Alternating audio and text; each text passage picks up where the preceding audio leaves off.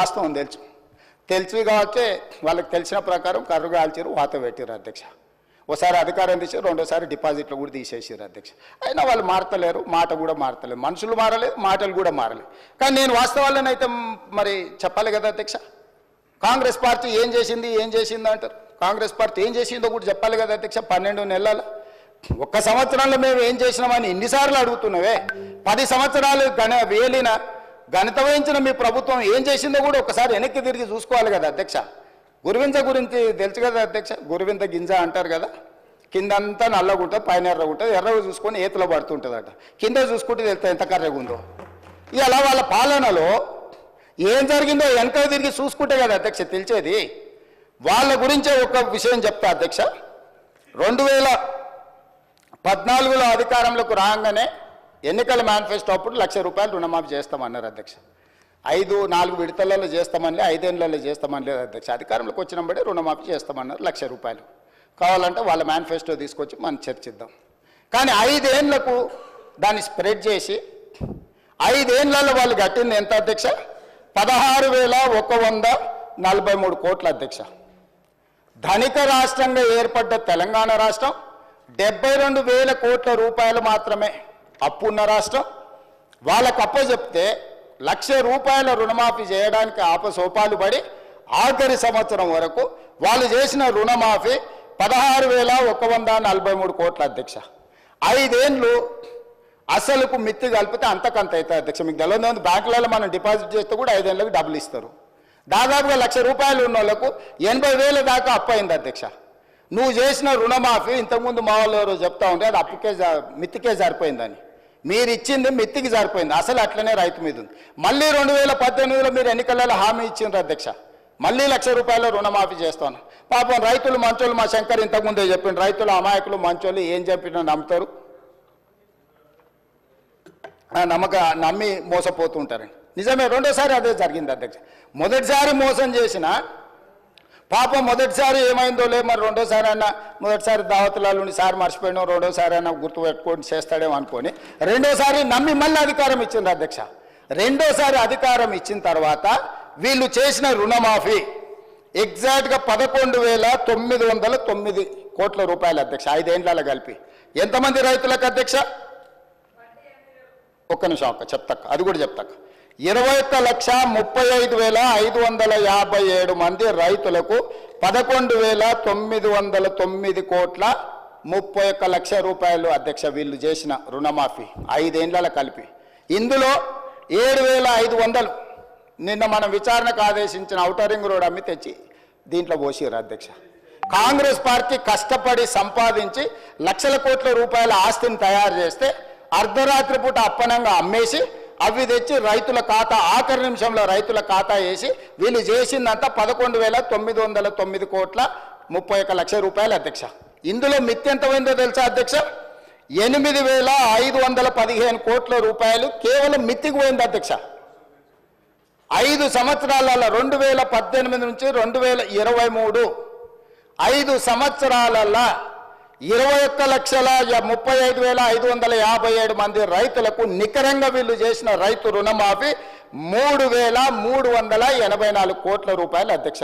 ఇది వాస్తవం, ఇవి నిక్కచ్చి లెక్కలు.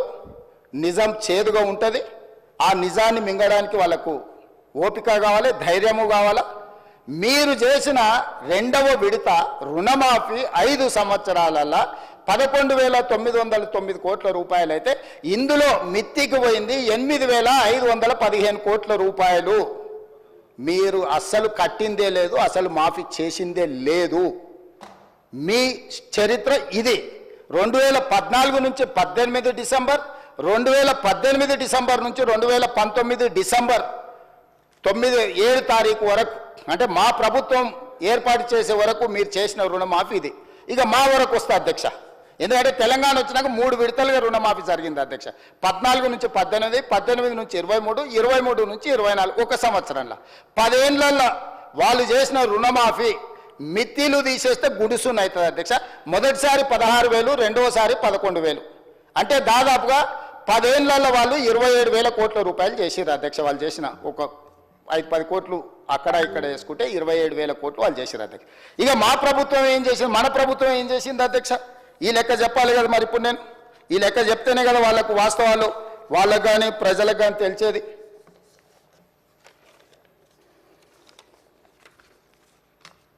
రెండు లక్షల వరకు రుణమాఫీ చేస్తామని ఎన్నికల మేనిఫెస్టోలు చెప్పినాం, ఎన్నికల తర్వాత కూడా చెప్పినాం.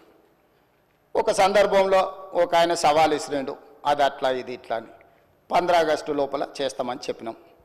ఇవాళ మొదటి ఫేజ్ 1 లక్ష రూపాయల వరకు ఉన్న అందరికీ 18/7/2024 జూలై 18, 2024 11,34,412 మంది రైతులకు 6,034,96,00,000 అధ్యక్ష. మళ్ళీ చెప్తున్నా, జూలై 18, 2024 నాడు మొదటి విడత 11,34,412 మంది రైతులకు 6,034,96,00,000 మొదటి విడత రుణమాఫీ చేసినాం. 1,00,000 రూపాయల వరకు ఉన్న వాళ్ళని అందరినీ సింగిల్ స్ట్రోక్ లో కొట్టేసినాం అధ్యక్ష.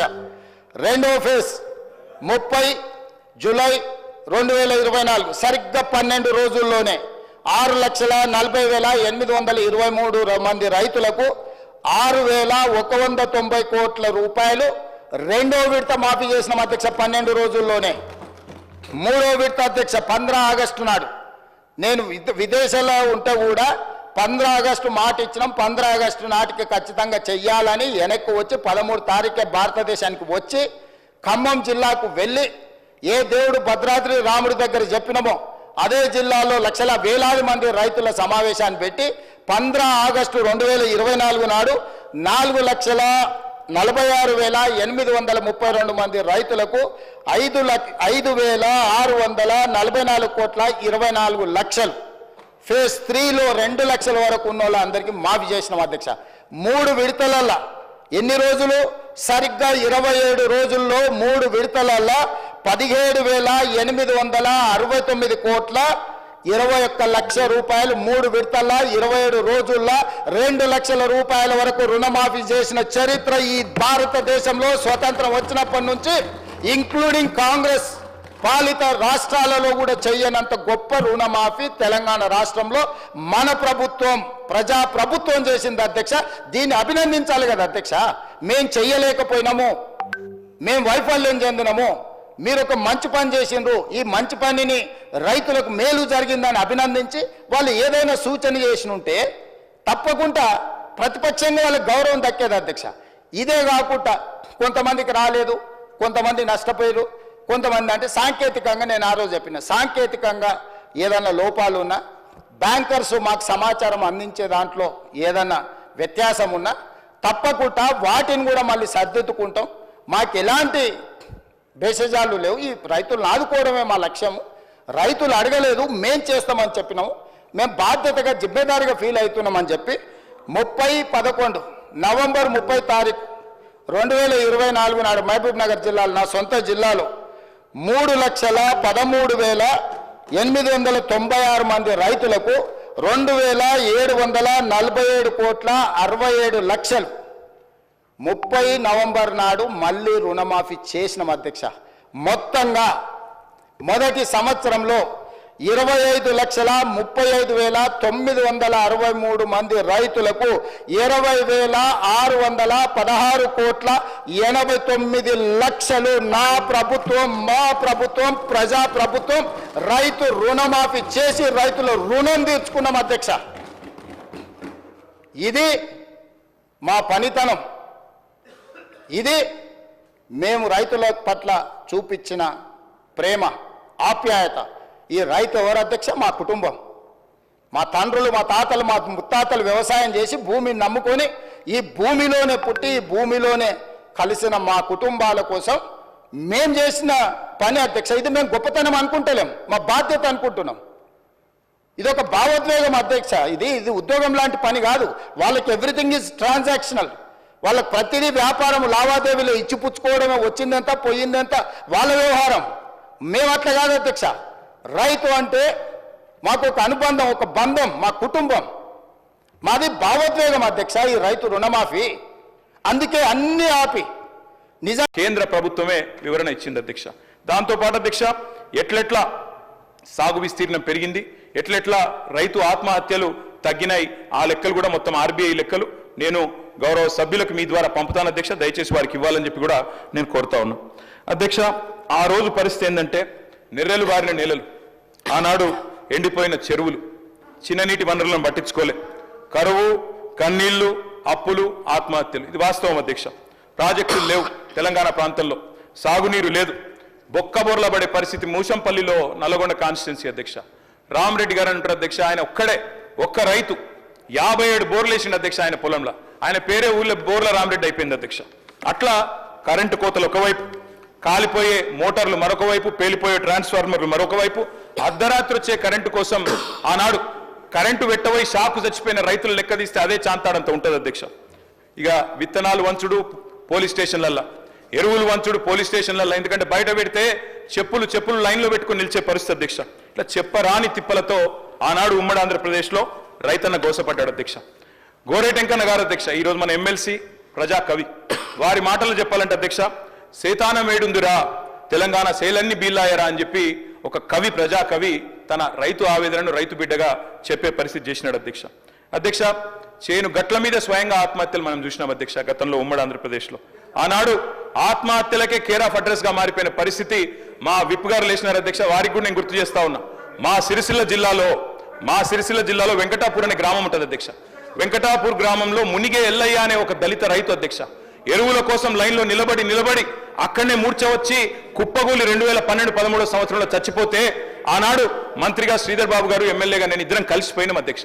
ఆ కుటుంబంలో విశ్వాసం నింపే ప్రయత్నం చేసిన. నేను విమర్శ చేస్తలేను అధ్యక్ష, ఆనాడు ఉమ్మడి ఆంధ్రప్రదేశ్లో ఉన్న పరిస్థితి చెప్తున్నా తప్ప ఇంకోటి చెప్తలేను అధ్యక్ష. ఆనాటి పరిస్థితి ఒక మాటలో చెప్పాలంటే అధ్యక్ష, ఐఎమ్ నాట్ యీల్డింగ్. మంత్రి గారిని చెప్పమనండి, అది పద్ధతి. నేనేం విమర్శ చేస్తలేను అధ్యక్ష. గోరేటెంకన్న గారి పాట అధ్యక్ష, కాంగ్రెస్ పార్టీ ఆనాడు 2004లో అధికారంలోకి రావడానికి ఆలంబనగా మారింది. పల్లె కన్నీరు పెడుతుంది అంటూ ఆనాడు రాజశేఖర రెడ్డి గారి నాయకత్వంలో రాష్ట్రం మొత్తం ఆ పాట హోరెత్తింది. అల్టిమేట్ గా కాంగ్రెస్ ప్రభుత్వం అధికారంలోకి వచ్చింది అధ్యక్ష. ఇది వాస్తవం, నేను చెప్పేది ఏది కూడా అవాస్తవం కాదు అధ్యక్ష, నిజం చెప్తా ఉన్నా. తెలంగాణ పల్లె ఆనాడు కన్నీరు పెడుతుంది అంటూ మనం పాటలు పాడుకున్నాం అధ్యక్ష. తద్వారా ఉమ్మడి ఆంధ్రప్రదేశ్లో మనకు జరిగిన అన్యాయం గురించి